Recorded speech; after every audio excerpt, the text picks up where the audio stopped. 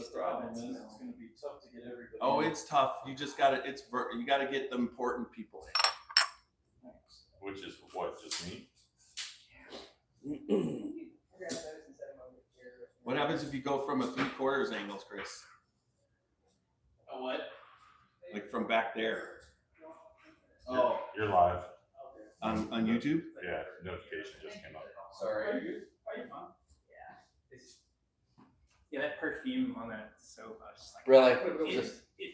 yeah, overcame Like, all sorry. rusty character. Well, you're having, and it's probably what you're, I mean, it's what you're vertical. going through now. You're more sensitive, right, to aromas, or is that just always? That's all. Okay. Like particularly artificial, like floral smells. You're not in. It's okay because we got the microphones over here. Everybody's still going to be able to hear us, so that's good. That one is a different story. But can you hear on can you check Facebook to see if you can hear? Good. Check. Check. We're ready to go. Check 1, 2. Check. I'm ready to get this started. Get this. Those. Let me go get some more glasses. All right. Because these have gotten perfume on them. Well, now it's not my. Now I'm not late. But I love the So fact. good to see you. I love the fact that Hell Jared's It's like I yeah. haven't. I mean, do you remember the first time we met? We met. Yeah, we're doing a new rip pick. No. It was I before met that. you at Kentucky Bourbon Festival the first year in 2020. That first year back, Yeah, Nash came over by you and brought you over, that's right. and your beard was Yeah. only like Yeah, it was a little weed. It was a normal beard. It was a normal. It wasn't a master distiller or distillery owner beard. It was a wee beard. Okay, there we go. All right, we better now. Oh, Yeah. it's amazing that you picked. I would not have thought that right off the rip. That you're Oh right. no, I was like, Oh. that's artificial flower. Yeah. Wow. So I was like, nope, that's Jared. not right. No lotion. That's why he pretty much manages the tasting panel. Well, that's Oh, yeah. great that he's Good. that observant of it and not just like Yeah. Yeah. Welcome everybody on YouTube and Facebook. We're live at RD1 Spirits, brand new distillery. Nice. It's still got that new aroma. Oh yeah, you walk Right, in. you walk that in. New construction. You got that new car new car smell. New smell. car. I New saw- car. New car I smell. saw the little New car tree smell. hanging in the lobby, the new car tree smell. Yeah. I knew that. Maybe time we you got need it. to Can carbonate we some get you to bourbon and slide just your shake chair it as up far and forward just as you spray can? it We all should. Just straight. Well, over. listen. The barrels are going to take care of that after a The while. barrels have it. So, are you guys? Are we ready to get going on? Let's the do rolling? it. Give, Let's give me do 1 it. second. I'm, Okay. I'm waiting for this to catch up to it. And then Okay. oh, what? Can you hear it? That Man, doors are right behind you. There's a button. Trying to get everybody Sound to is front. all good. I'm going to get a little close to you, brother. Oh my god, It should- dude, you don't have to get that close to me. I do to get in the frame. Can I jump in? Wait a second, you're in the frame. That's Facebook. I'm on YouTube. There we I've got an update. If we're live, I've got an Yeah. update. Okay. Augusta Distillery just released 3 of their Buckner's 13-year today. Yeah. They have a 138 proof, a 140 proof, and a 145 proof. They have already sold out of the 145 Nice. proof. So That's awesome. I just been for a 140. Oh, you've sent him the Yeah. stuff or whatever. Yeah, Okay. yeah. He's already. I mean, Matt wanted me to be there today, and I chose to be here Wow! Oh my with you. gosh! So I just Nice. want you to know that you rank that much above Sorry, Matt. Matt. Sorry, Matt. Matt, Sorry, I wish Matt was here. No, Matt's no. a good guy. Matt. Yeah, absolutely. Yeah, Matt is a good guy. So Matt, I'll see you I think we'll see him in Columbus in a couple of weeks. We So love some Matt. When's that? Where he's coming up? He's coming to our cows meeting in 2 weeks with Alex, and we're doing a Augusta thing. So. Are you doing the tipping thing with cows? You know where he lives? You know- Yes. You know, Barry, that's I don't tip cows. No, you don't. although Chris, Well, you you would know, look mighty fine doing that. Yeah, You're tipping a probably cow? the best cow tipper from the standpoint ever. I don't We have could the, do a calendar. I don't have Yeah, the right. I yeah. don't have the right overalls to wear to tip cows. You just wear the overalls, no shirt. No, it's not happening. Yeah, cows by Chris's. I always get It's, Chris. uh, I'm like Chris. They go, Make a moo. monster. Oh! Hey, All right. Chris. So we can get it started? Yeah. Yes. All right. Yes. So we're gonna get this started. There'll be like a 50-second we're try to be quiet. It's good to try to be quiet, but it doesn't always. When we're live, it never happens. Never happened. Especially when I got whiskey yesterday. We're trying. He's like, it's pretty funny. All right, Just so commentary. That's what I'm here for. A little so color. I'm gonna start the recording. Let me make sure really quick. So the mics are picking everything up on YouTube and Facebook, I think. Okay. And Did you these turn yours mics are on there? spectacular. Just All real right, quick. so everything sounds really good. All right, so everything's A little working. hollow. I need you to talk. 'Cause Which else- one are the Oh, Facebook check- mics? check one, These two. are the Yep, Facebook okay. mics, so it just depends, I think, who's got. But we all have one. I know. It's okay. I can hear you. I hear you fine. I was listening. Yeah, Can you hear just him now? speak into his chest. I'm Can you hear me now? I guess I'm gonna talk into I can't CT's even- text. Just so you know, this only takes 4 guests. So with the 4 mics, so Alright. it's okay. All right, It here is we go. okay. We're going. It's okay. That really wasn't recorded yet. Start countdown now. All right. It'll be fine, Jeff. Fine.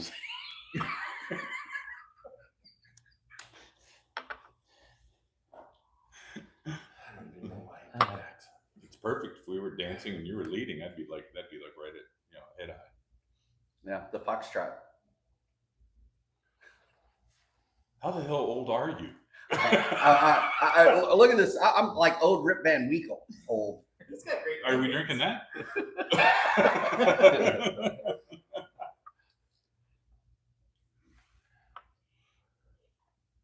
Jeff's just like, everyone's talking and I'm trying to run the opening.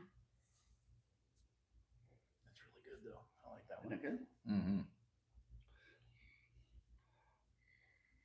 I like the time of that French oak has settled it down. Yeah. To where it's the flavor's good and not. There we go. There you go, Foxtrot, brother.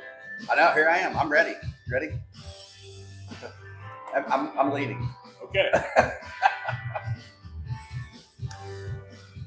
Drinking bourbon, sipping on scotch. We give it a while, it's sure fun to watch. All that we do is drink. Jeff's finest air guitar. Yeah, we're Scotchy Bourbon boys. Raising hell and making some noise. Yeah, we're Scotchy Bourbon boys. We're here to have fun and hope and enjoy. We're here to have fun. Yeah. We are here to have fun. Yes.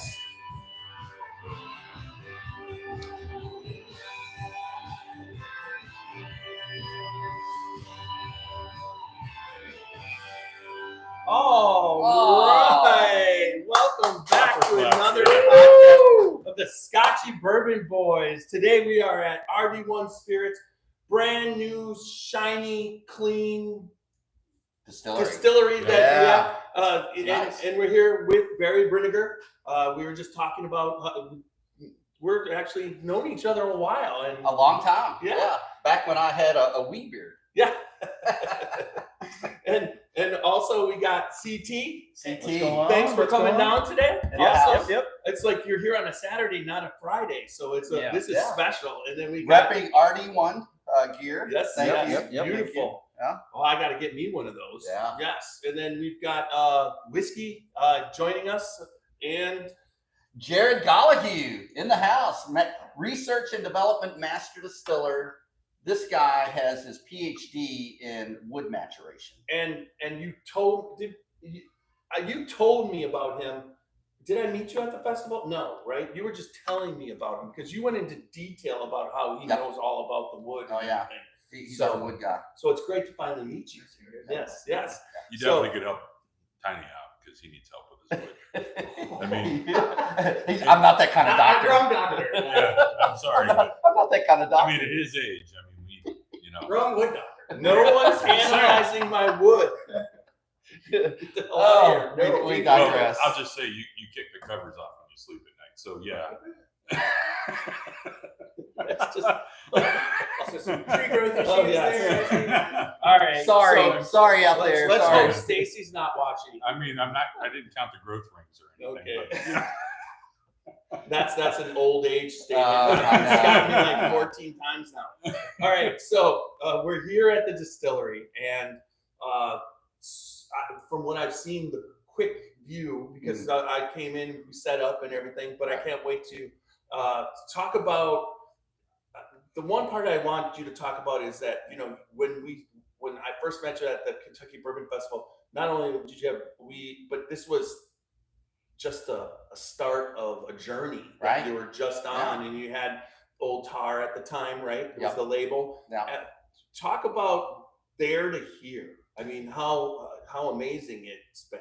Well, you know, when you first come out with a brand, you know, we wanted to come out with a splash and really pay homage to the first owners of the brand back in 1865. And so William Tarr bought the distillery in 1871. So that WM Tarr was just really a nod to the history. What we were planning on doing, and what we've done now, is we've written that next chapter in the brand. And that next chapter is what more can Kentucky bourbon do with wood finishing?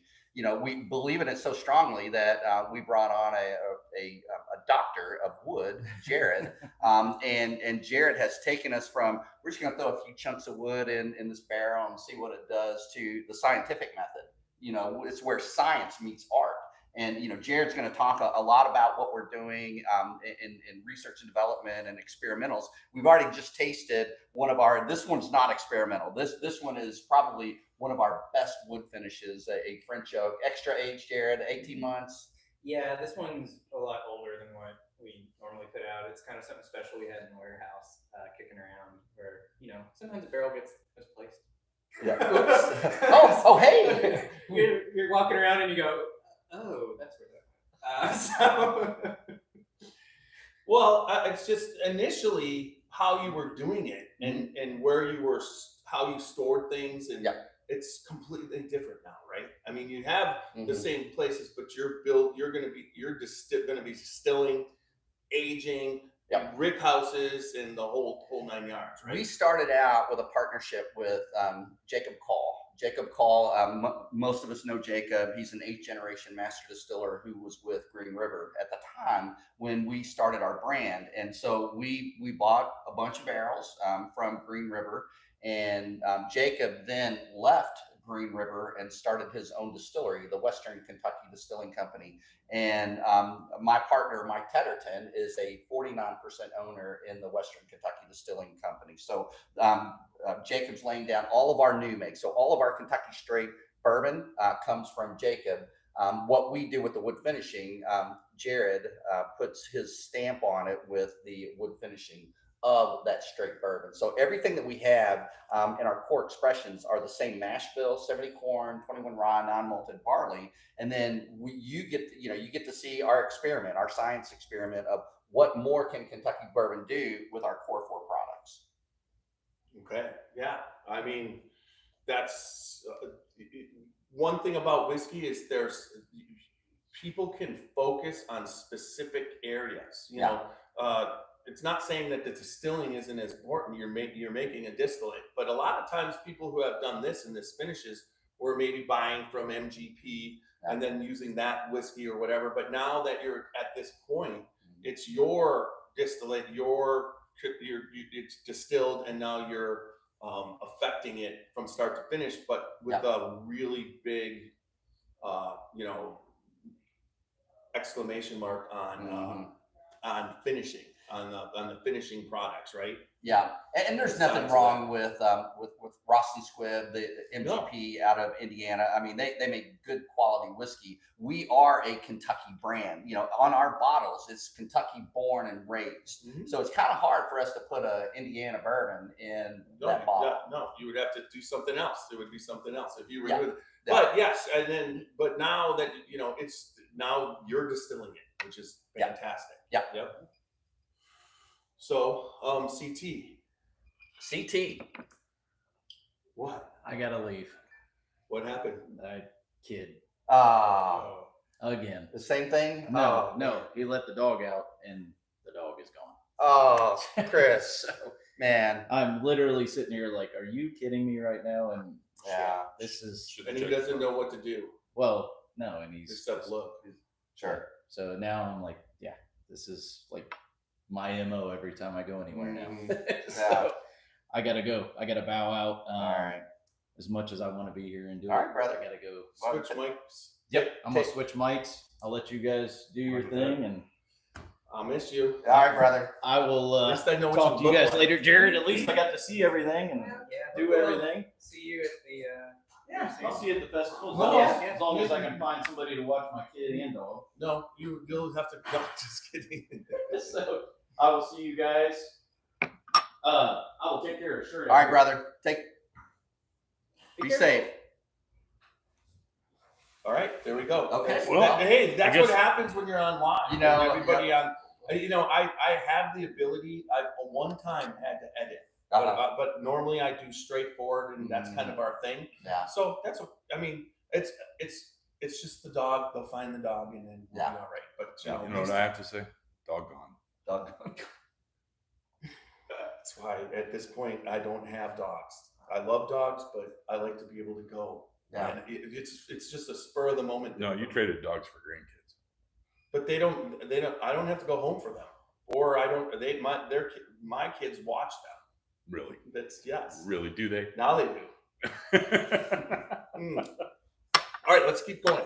I mean, I asked them the question Yeah. almost on cue. I gotta go. I'm like, really?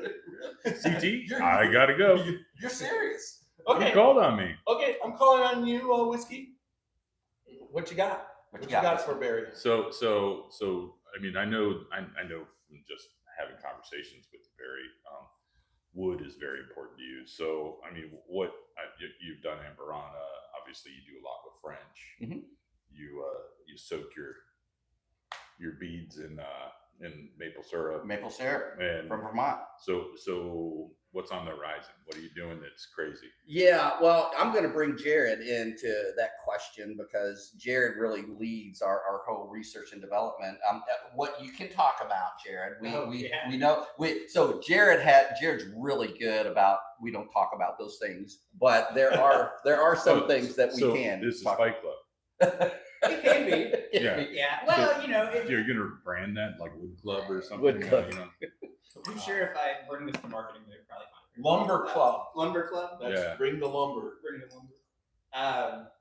Well, right as I started joining, it was like the first week or something like that. I sent someone a message like, "Hey, I want to bring another 13 woods in, and I'm going to import them from Brazil. Like, give me a credit card so I can go ahead and do this." And we brought them in and screened them.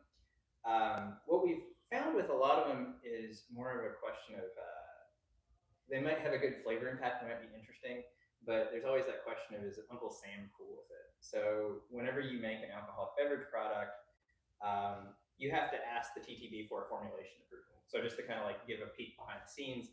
And the TTB goes, "I've never heard of this wood from this country." And the answer is like, "Go ask the FDA." And the FDA is usually like, "No, you can't do that." So some of them we're bringing in, usually they all have to be TTB and FDA approved. So some of like the really crazy stuff I was bringing in from like other countries, they're just like, "I don't think you've done a toxicology study on that." So the answer is no. But we've brought in some other stuff. Everything that they say is okay comes to the gift shop. We can look at. So like we played with Mizunara oak, has been a fun one. We did cherry. That's expensive to play with, isn't it? It can be. But you're also talking about the sweet cherry wood, and that was a new one that we just brought in. Yeah, that barrel sat in the gift shop for like less than a month, and someone bought the rest of it. Like they tasted it, and was just like, I'd like to buy the remaining. Well, tell everybody about the gift shop. How it works, because for all the people seeing this and the immersive experience that you have. Yes, yeah. Oh, okay, so here at RD1 at the Commons, where we're at in Lexington, Kentucky, we have 4 barrels that you can thieve out of and taste, but then also do a bottle of your own experience. Getting a 200 ml bottle, and we're working on getting towards the 750s, which says get cola approval. And those 4 barrels tend to be 4 test barrels. So there's barrels that I've monkeyed with in some way. So it's either a new wood, a combination finishes are coming out, or something that you won't be able to get otherwise. So they're trusting you completely what goes to the floor, what's going to go in the bottling. You kind of know what barrel to go is going to go where. For the tasting room, yeah. But whenever we put out a new product, we're on a committee for that. Well, I get the committee, but realistically, the barrels that went out for the tasting room that you're picking, they're trusting you that those go there, and then when you're on the committee, those barrels are being used to make what goes in the bottle, right? Yeah. So do you have a certain, preference of how you pick the barrels for the tasting room and what you leave for them to put in the bottle, or is it just you're winging it? I've got a list of R&D barrels, and usually it's like we'll send some of them out with Barry whenever he's out doing single barrel sales. Okay, I want to get rid of this one so I can bring something else on. That's what I was thinking. Yeah, it's a lot of like, I'm done with it. This was interesting. I'm ready to move on. Right, but it's got to be interesting enough to then become part of the, The core expressions. right, the expressions, or even a one-off batch or whatever. But you still need a decent amount to make one of those, or it's because those aren't all single barrels, right? Right. I mean, the single barrel program, but it's still what's in the gift shop is very important because people have to leave with, wow, that was good, and then they're like, I'll take that bottle, and that bottle.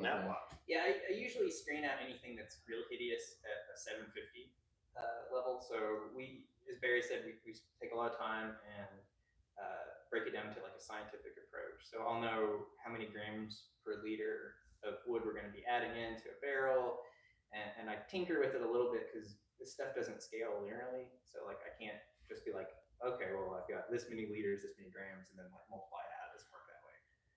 Not like normal whiskey. Well, normal whiskey doesn't work. Like flavor chemistry doesn't scale linearly. So it's more complicated than that. Okay. Yeah, Jared, oftentimes I'll say something and he'll be like, that's completely not true. Yeah. And I don't. No. I mean, it's just like when Jared looks at me and he has that bless his heart. No, I haven't. When you go to Mattingly, they take out a certain amount, right? Yeah. And then whatever you want, he instantly does the math scales and puts it in the bottle. So it's pretty close too. But we're not talking about massive amounts. But yeah, it also depends on like what you're doing. So like on the finishing side, it does matter. What I could see that Yeah. because of the fact that when you're dealing with finishes and whatever, one barrel could be, affecting differently or whatever, and that makes sense to me. When you scale it up, it's not going to, because every single barrel is so different. But Beam, the distillate, it's a little different, but they're like always picking the barrels that are almost identical as far as flavor, and then that's how they make 6,000 barrel batches, right? They also have some really impressive blenders. I've met some of them when I was at the University of Kentucky doing work. Even Freddie's an impressive blender. Yeah. I mean, his palate and what he does. Yeah. Yeah. So are you sticking more in the bourbon family still? I mean, I know that's your bread and butter. We're on the bourbon trail. They don't call it the whiskey trail. But I know if you get too far outside the box, then it turns into a whiskey. So That's a great question. I think that we do have some Kentucky 95.5 rye. Jared, I think most of our inventories are going to be Kentucky straight bourbons. But Jared and I, if we had our way, I know he would like to produce some gin product to sell here at the distillery. How old are you? 35. That makes sense. Yeah, it does. Yeah, 25 to 35. You guys like gin? So I don't discriminate on any spirit. I discriminate on everything except bourbon because I can't drink anything else. Yeah. Hey, let's drink tequila. No, I've already had 5 bourbons. what about tequila finished in bourbon barrels? So I think that's a crossover. I think you could do that. I'm not mezcal finished in bourbon. No, CT tries to get me to do that. Gin finished. I think Kelly over at whatever, she did one. Mm-hmm. I took a sip of it, but I'm not in on drinking it. Yeah. But my son has that whole line. He'll drink Yeah. the crap out of it. Yeah. And he likes the different gins. Yeah. And it's not, gin no longer is, the classic gin and tonic tasting like Christmas trees. There's so many of them are just so different. Right, right. Have you But tasted a lot of everybody has Christmas to make trees? their Christmas tree, Jim. But then He's it's chewed on a pine cone or two. You've tasted a lot of I like- Christmas trees? I actually tasted one up at Ironfish. Is that a He took us over to Wisconsin Chris thing? and He Uh-huh. broke it open. It was a fresh thing, and he's like, "You can taste it." And my son's like, "I'm like, what are you doing?" It smelled though. Mm. Yeah. Well, Jared, do you want to talk a little bit about some of our fun local collaborations that we're doing with our Yeah. barrels? So what I try to do is to take our empty barrels and give it to local folks right after dump. So we'll have it at the bottler, I throw it in my pickup truck, and I run it over to the brewery or the cider mill. I'm still looking for a winery to partner with on this, so those barrels can be used again. So we try to work with, or we have worked really well with Blue Stallion here in Lexington, doing some beer barrel finishes. I actually have. Oh, we're gonna taste one. Yeah, so this is bourbon that has been finished in a beer barrel that was from that collaboration. So what we did So was you give it to them. They put beer in it for a while, and then they give it back, and you put bourbon back in. yeah, this was actually their Christmas ale. It was really funny. They but it was just their plain dunkel, but they used our Amberana product as their as the barrel, and it's really fun. This particular barrel, this is like a lab sample, so everything we're drinking out here, but this was sold to lab sample. Yeah, I know I get fun stuff like that. This was sold to a group in Texas. Man, I've had to give a lot of lab samples. It's a tough job. You know where you get in the most trouble in this is in the lab. I swear to God, anytime I get a tour, they'll bring me in. They take me into the lab, and I'm done because it's like they all want to. How many projects are you working on in the lab maybe at once? I mean, how many samples are you like? It's got to be usually 10, 15. I've got 50 test barrels. See, there you go. He's got 50 tests. Yeah. And another I'm not going to 25, lab with him. another 25-ish other samples going on. So do you spit? Depends on the day. Okay, Yeah. it just And depends. the time of day. Yeah. How many samples are we getting and ready who to drove? run through? No, not today. Not today. Yeah, we have a special 20? project. We're doing tasting notes for 20 barrels. That's not spitting. No, No, you actually. yeah, it's one of those. What is that? What kind of cherry is that? It's like a really, really tart pie cherry, like tart. What's interesting with these, whenever Is that? Yeah. I make these in the warehouse. It like the first time we did it, I siphoned it over into a beer barrel, and I took a drink of it almost immediately afterwards. I was just like, this tastes like a dull fruit cup to me, like where the beer and the whiskey are still mingling, and it takes a while for that fruity character to settle out. Talk about that because I did something. I had so many barrel picks of double oaks for other brand, and I combined them all in. They were all partial bottles. Put them all into a 750 milliliter decanter, and I like the brand. It's a good brand, but I needed space, so I did. I think there were 7 of them, and when I tasted it right away, it tasted like a horror show. It was the most bizarre thing. It didn't pick up any flavors of whatever, but I let it sit. And it sat, and about 2 weeks later, I took another sip, and I'm like, okay, that tastes like it. And now, after about 3 months, it tastes all the flavors came out. So those different, even though it's the same whiskey, but it was different barrels, and they got all put together. How do you get it so that you're tasting it once it's kind of not shocked into being put together? And you know what I'm saying? I mean, how do you even deal with that? Yeah, the mingling part is definitely. It has to become one. Yeah. And when you put it together, it's not. No, It's like there's like just all around, and you don't realize that kind of stuff until you do something like that. Yeah, I was doing some blending right as I jumped over from the academy over to here, and I was just like, took a drink like right after it. I was playing with proofing, and I was like, this isn't right, because it was coming off spicy and hot, like on the palate. I was like, I know this whiskey. This should not be doing this. So in that case, I was like, okay, I'm gonna blend this out. a day before I do sensory on and let it sit, just to kind of get an idea. Because I kind of knew what the profile was going to be going into it. I was looking at really heat on the back end, and it just needed, a few days of resting in the lab, sealed up, and then open it up. It's crazy. I don't know a scientific explanation for it. I think there was like someone just had a hypothesis when I was talking on a podcast or a Discord chat about it, about how the flavor compounds kind of need to recoagulate. You've got like little micro extractions going on, these little ethanol clusters, and I was like, oh, maybe, but I didn't have any evidence for it. So I was like, this is all really fun conjecture. So I mean, if you think about it, we don't realize it, but once it's bottled, right? Mhm. And when you bottle it, it's almost like you abuse the whiskey because you're putting it in there fast. It's rushing in there, and then you slam a cork in, and you put it under pressure, and then it gets in a shipping box and shipped off across the United States into different places. Sits on and when people grab it, they grab it, put it in their car, it shakes all around, and that actually affects whiskey from a taste standpoint.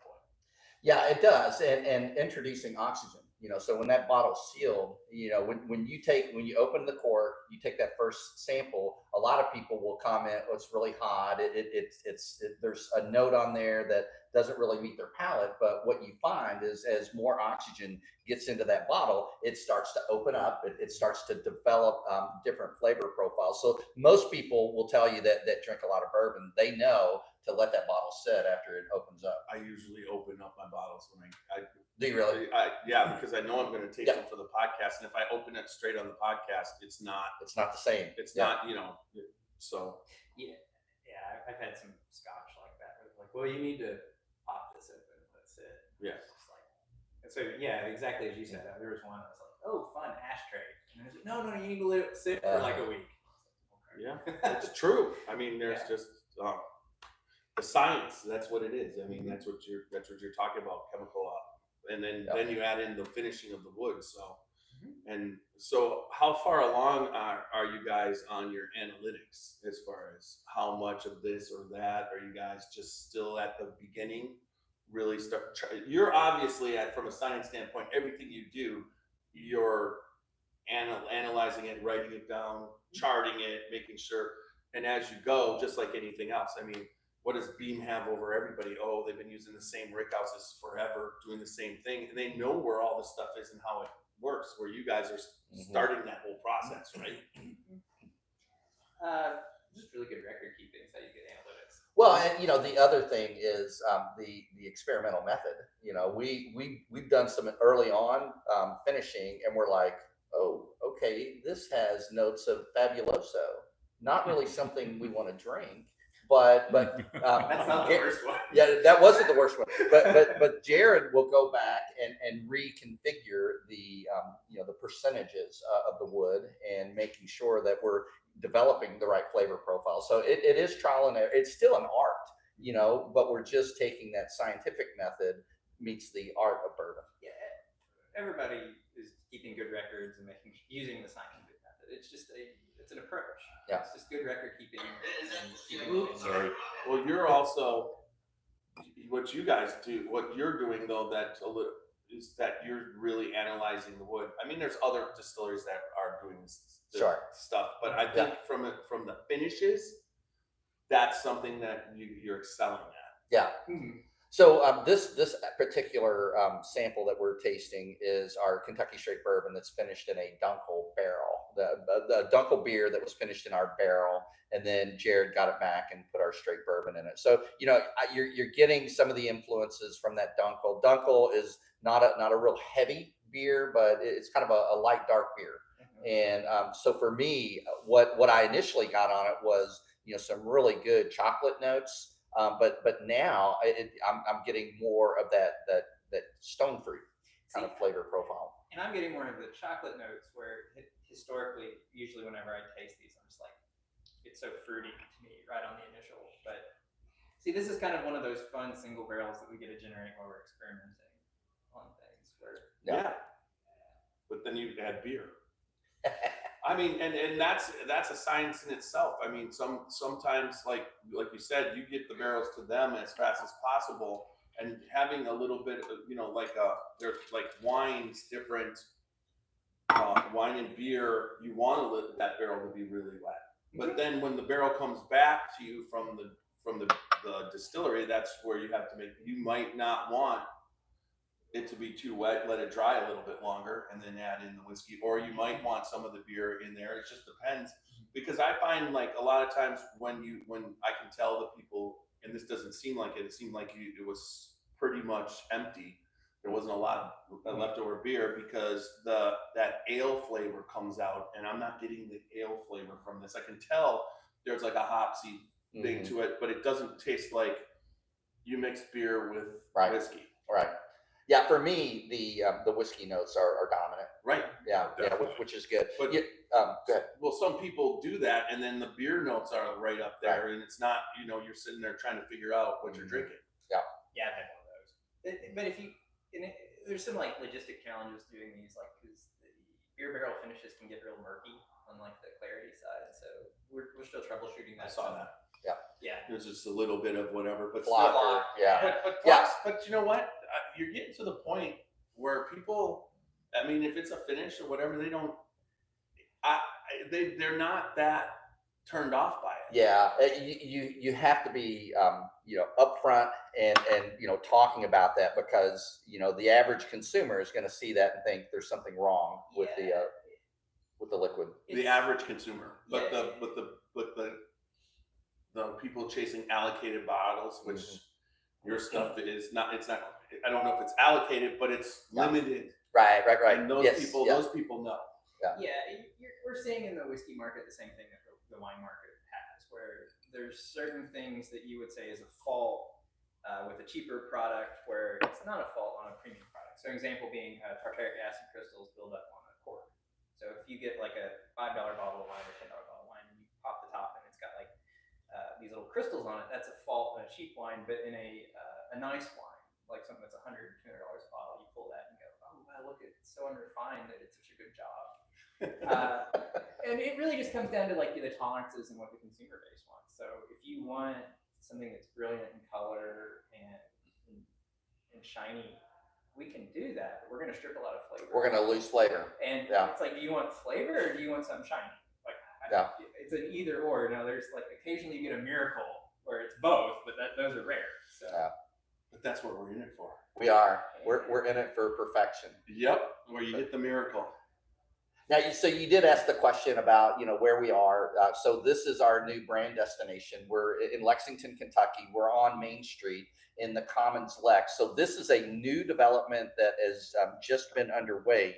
And so we're the anchor tenant here. And what we're going to have here is truly an entertainment district. So we're going to have the largest pickleball court in America is just getting ready to open here in another few days. We are when it's open. Make sure you play pickleball first, and then come here. Well, there's also an axe throwing.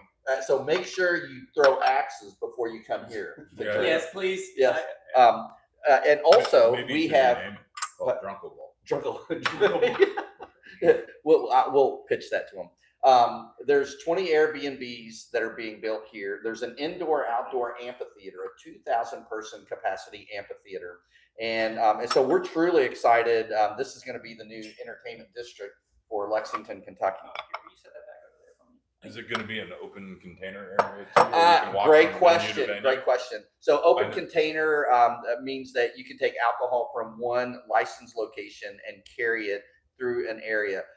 That has been proposed, and we do believe there's going to be an open carry location just in this region where we've got open container, not open carry. Open carry. Oh, thank you. We're already open I carry. just was in Texas. My mind went to Texas. But yeah, open container. Because Thank honestly, you. that's kind of Open neat. carry. I mean, you could walk out to the green space that's been How can we proposed. combine that? Yeah. Some of the things Not like that here. are ordinarily Definitely stop not at Texas. the door. Especially with cocktails, right? Especially. Now they can walk in, they can get some of the. You asked a question about moving into like whiskey rather than bourbon. So like just like at what point it is. So we have a product out right now called Sister Cities. Yeah. That is a Kentucky straight whiskey. It's It's a bourbon rye blend that we finished with French oak and Mizunara, and that's what I poured here. So that's kind of Yeah.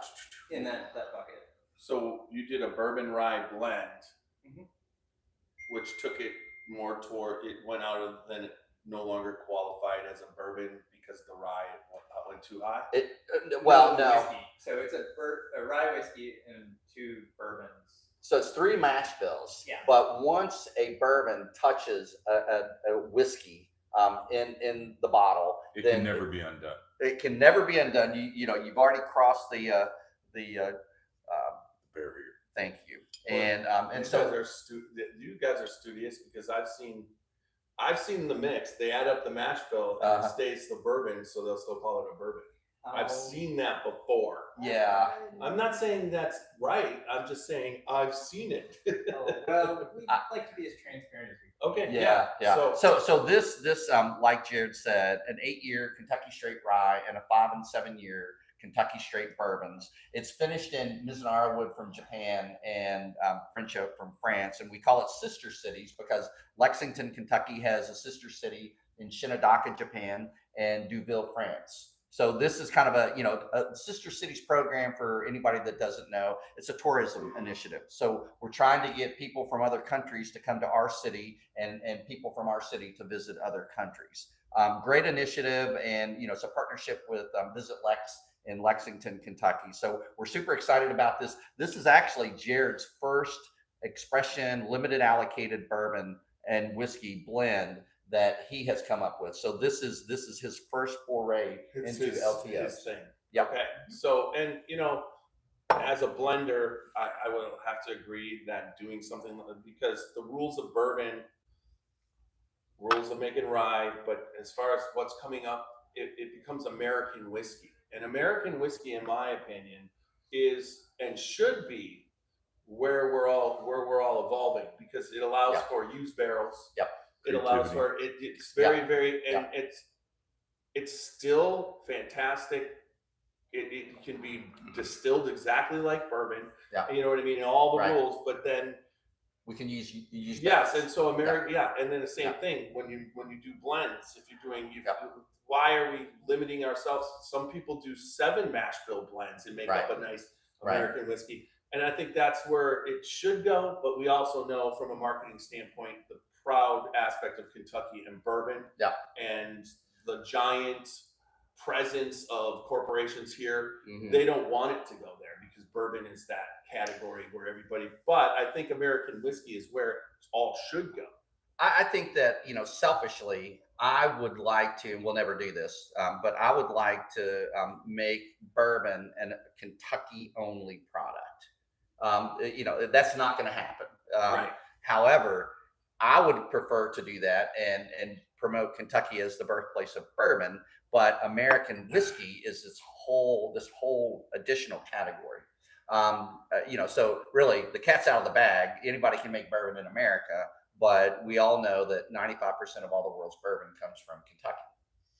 Yeah, I mean, I don't mind the outside other states, because most of the time the whole, like, I love it when another distillery in another state makes bourbon, but they don't try and make Kentucky bourbon. Yeah. They make bourbon with what's there, and the flavor profile isn't a big caramel, brown sugars and whatever. It's there. It'll be a little bit more fruitier or whatever. Mm-hmm. And those, we're always looking for something different on our palates, right? That's what you do when you're always looking for that. Mm-hmm. And that's why I think there's some states that do that really well. And then, like, for instance, I think Texas does it really well, except for the fact I'm not a big fan of Texas bourbon. Yeah. That's not my flavor profile, right. But a lot of people absolutely love it, and it's different. So, that's kind of that's the way I look at it. But why would you in another state try and make Kentucky bourbon in another state that tastes like, because Kentucky's got it covered. Right. So that's kind of a cool thing. Sure. Yeah, completely agree. Matt Leisman just chimed in. He thinks your Amberana is the best one in the market. Oh, nice. Thanks, Matt. Yeah, appreciate So that. I like what you've done with the mouthfeel and the whole how this goes around your palate. Mhm. You could tell you were not specifically, but you had that in mind when you did this, because this doesn't have the straightforward palate of a bourbon or whatever. It's No, a very, it doesn't. So for me, that 8-year rye, the floral notes on an 8-year rye are there. They're evident.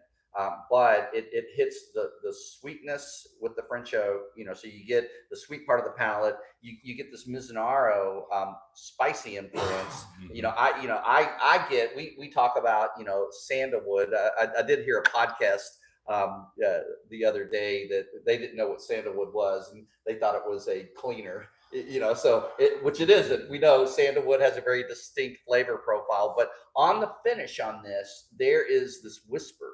How you get the Kentucky hug, the Booker hug, where it burns from the tongue all the way down to the stomach. This is like a Kentucky whisper that is right on the end of the palate. right, and it's like a pepper. Oh. So you could feel that peppery aspect of it. So yeah. Yeah, completely agree. This is a fun one. It's 102 proof. We had 1,500 cases that went out to the U.S. market.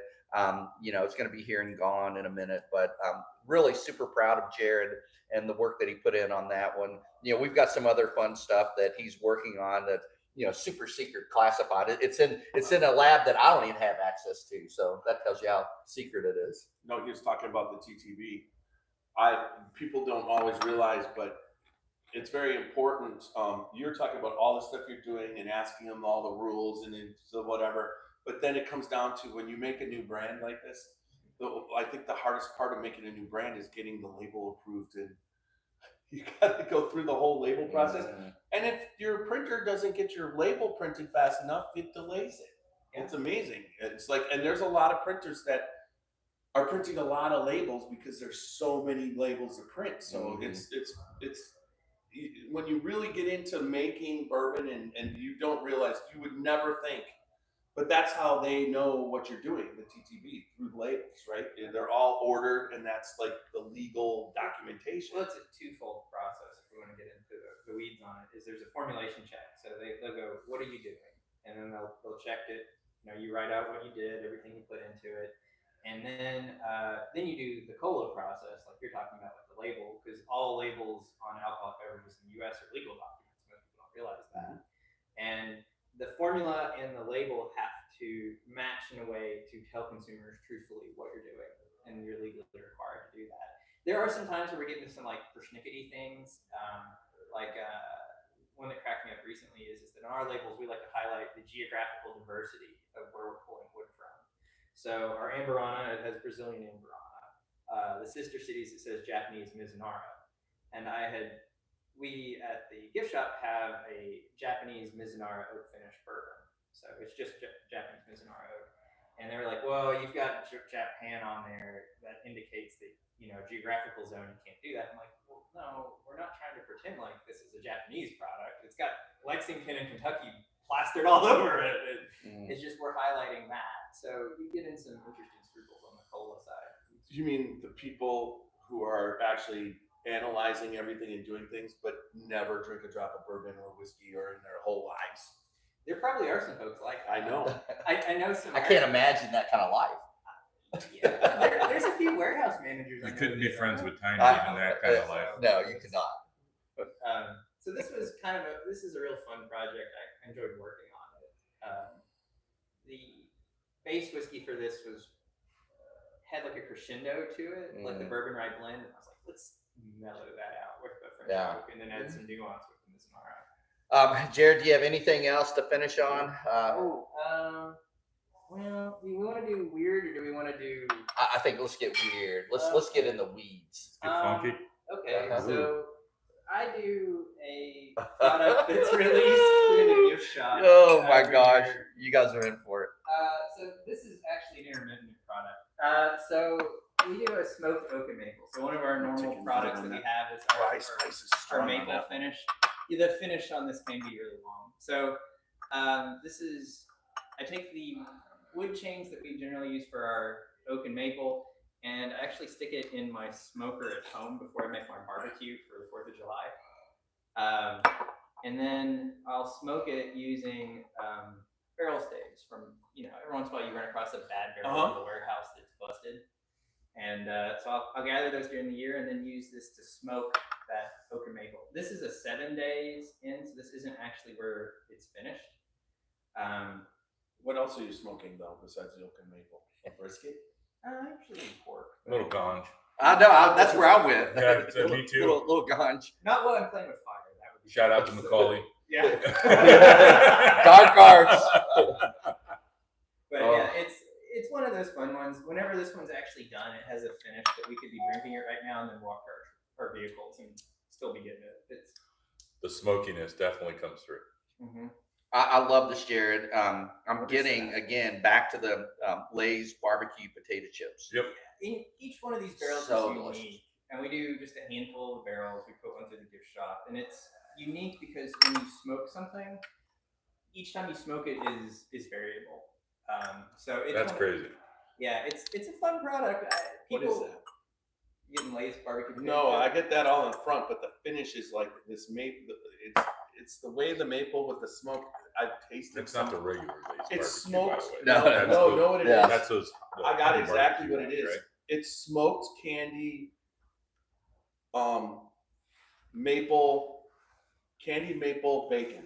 Oh, really? That's Oh. exactly the flavor when you get one of those. Dude, those that's bacons. funny because That's exactly the finish. if there's anybody on the trail that's going to come up with something completely wacky, it's going to be RD1.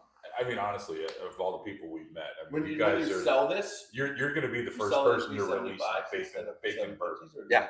You know what I mean? Yeah. If you can figure it out, So, it'll you already just be bottle there. your own, so it's a 200 Yeah, this is beer a fun or one. 750. Yeah. Well, This one 200. was so I unique. don't think I could even.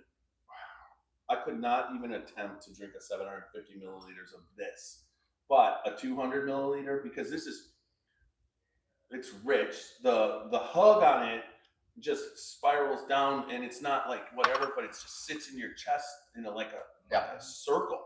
Yeah. So you know, but This is an intermediate sample. So I know where I'm going with it.